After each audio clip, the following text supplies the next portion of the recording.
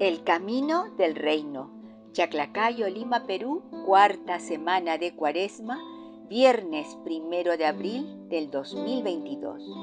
Las lecturas de hoy están tomadas de Sabiduría, capítulo 2, versículos del 1a, luego del 2 al 22.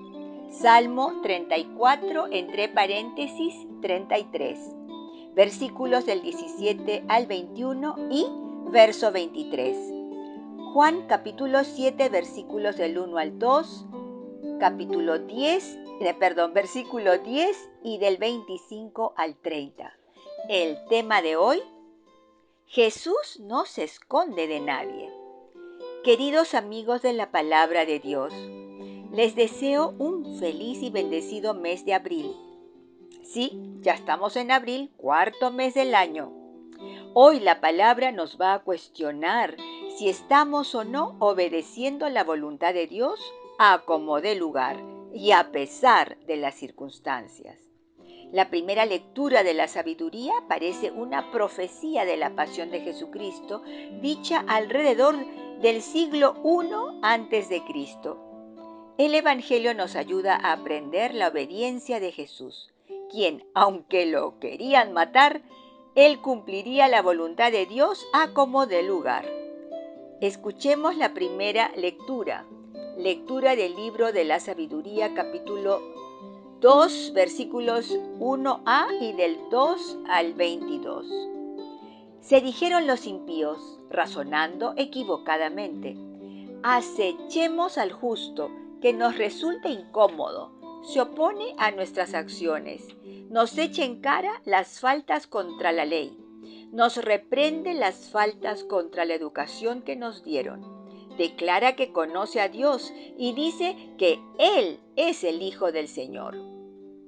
Es un reproche para nuestras ideas, se ha vuelto acusador de nuestras convicciones y solo verlo nos molesta. Lleva una vida distinta de los demás y va por un camino diferente. Nos rechaza como moneda falsa y se aparta de nuestras sendas como si contaminasen. Proclama dichoso el destino del justo y se gloría de tener por Padre a Dios. Veamos si sus palabras son verdaderas, comprobando el desenlace de su vida. Si el justo es hijo de Dios, lo auxiliará y lo librará del poder de sus enemigos. Lo someteremos a la prueba de la afrenta y la tortura, para comprobar su temple y apreciar su paciencia. Lo condenaremos a muerte ignominiosa, pues según dice, Dios lo protegerá. Así piensan los malvados y se engañan, porque los ciega su maldad.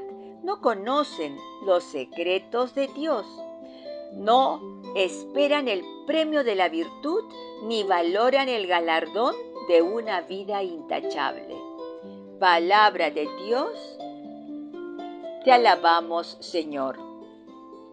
Realmente esta primera lectura parece una profecía dicha unos 140 años antes de Cristo, acerca de la forma en que los judíos planearon la pasión y la muerte de nuestro Señor Jesucristo. Al libro de la Sabiduría se le considera el último escrito del Antiguo Testamento.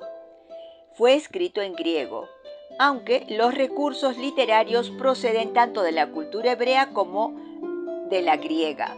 En cuanto a la forma, utiliza los contrastes y el progresivo desarrollo de tres ideas centrales: justicia, providencia y sabiduría.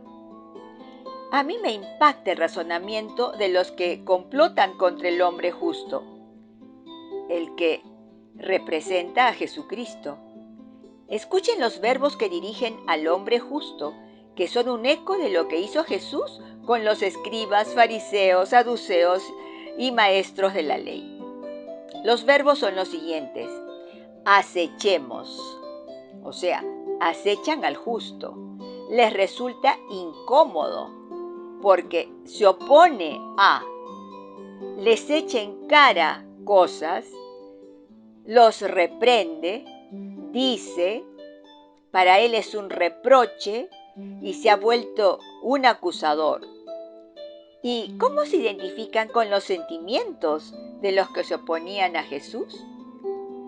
Decían así: solo verlo nos molesta, lleva una vida distinta, va por un camino diferente, nos rechaza como moneda falsa, se aparta de nuestras sendas, proclama dichoso al justo, se gloria de tener por Padre a Dios. Y ahora viene el complot para hacerlo desaparecer de la faz de la tierra. Veamos si sus palabras son verdaderas, dijeron, comprobando el desenlace de su vida. Si el justo es hijo de Dios, lo auxiliará y lo librará del poder de sus enemigos. Lo someteremos a la prueba de la afrenta y la tortura para comprobar su temple y apreciar su paciencia. Lo condenaremos a muerte ignominiosa, pues, según dice, lo protegerá. Queridos, ¿no es así como planearon la muerte de Jesús? El texto de hoy termina diciendo que los malvados no conocen los secretos de Dios, no esperan el premio de la virtud, ni valoran el galardón de una vida intachable.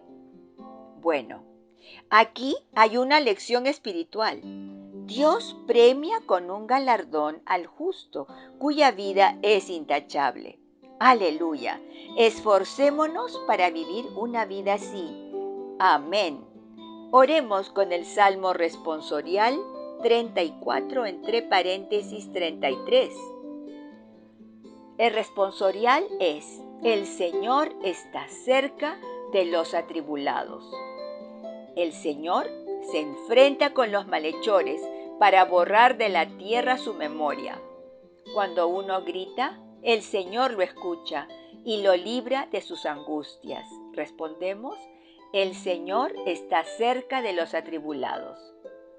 El Señor está cerca de los atribulados. Salva a los abatidos.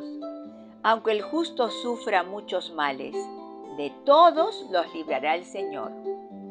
Respondemos: el Señor está cerca de los atribulados.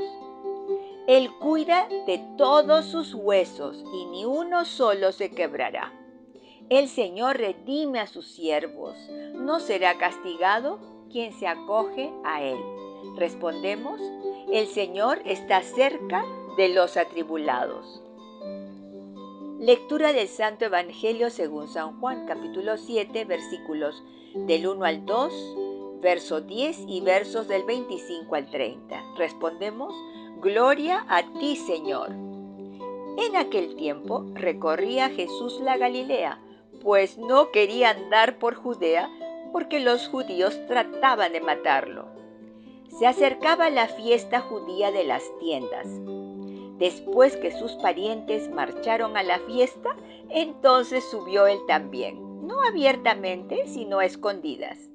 Entonces algunos que eran de Jerusalén dijeron: ¿no es este el que intentan matar? Pues miren cómo habla abiertamente y no le dicen nada. ¿Será que los jefes se han convencido de que es en realidad el Mesías? Pero sabemos de dónde viene, mientras que el Mesías, cuando llegue, nadie sabrá de dónde viene. Entonces Jesús, mientras enseñaba en el templo, alzó la voz: a mí me conocen y conocen de dónde vengo. Sin embargo, yo no vengo por mi cuenta, sino enviado por el que es veraz. A ese ustedes no lo conocen. Yo lo conozco porque procedo de él y él me ha enviado. Entonces intentaban detenerlo, pero nadie se atrevió porque todavía no había llegado su hora. Palabra del Señor. Gloria a ti, Señor Jesús. Con este evangelio aprendemos la capacidad de obediencia de Jesús y su gran valentía. Versículo 1. Después de estas cosas andaba Jesús en Galilea, pues no quería andar en Judea, porque los judíos procuraban matarle. Verso 2. Estaba cerca la fiesta de los judíos, la de los tabernáculos o las tiendas. Queridos, ¿qué era la fiesta de los tabernáculos o de las tiendas? ¿Y cuál era su significado?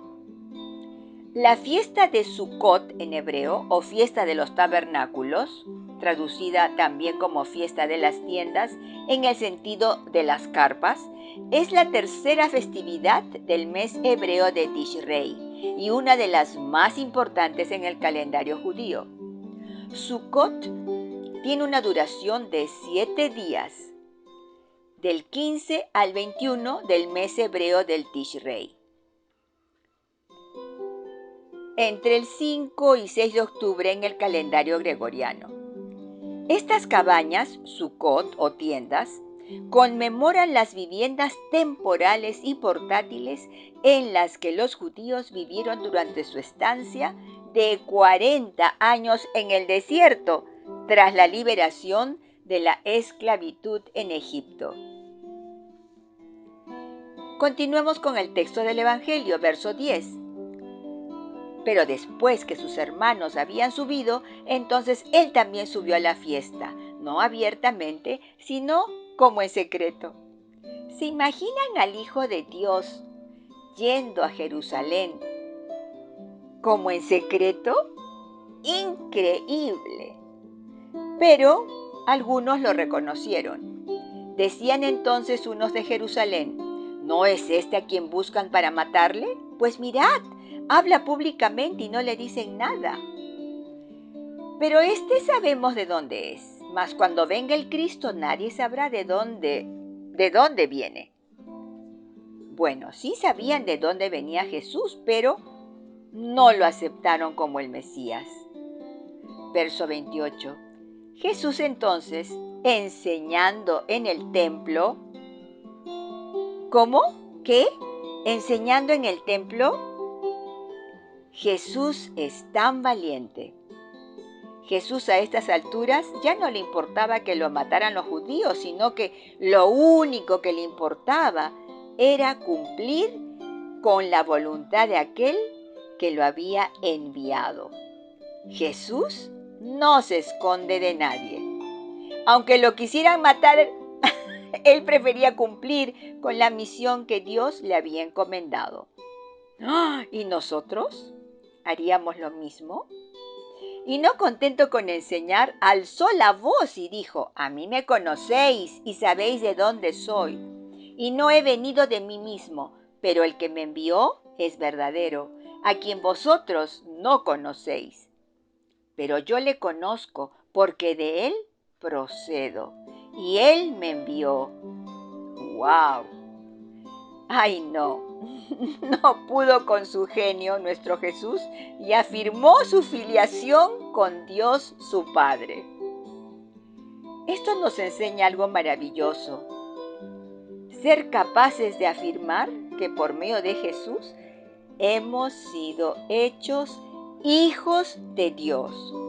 Aunque hayamos cometido la peor de las situaciones, si nos arrepentimos, Dios nos vuelve a acoger como sus hijos. Tengamos esa convicción de Jesús, de realmente tener puesto en nuestro corazón la filiación que nos une a Dios. Somos sus hijos. Verso 30. Entonces procuraban prenderle, pero ninguno le echó mano, porque aún no había llegado su hora. ¿Y tú, serías así de valiente y perseverante para cumplir la voluntad de Dios? Blanca Foster, Ministerio Yo Amo la Biblia.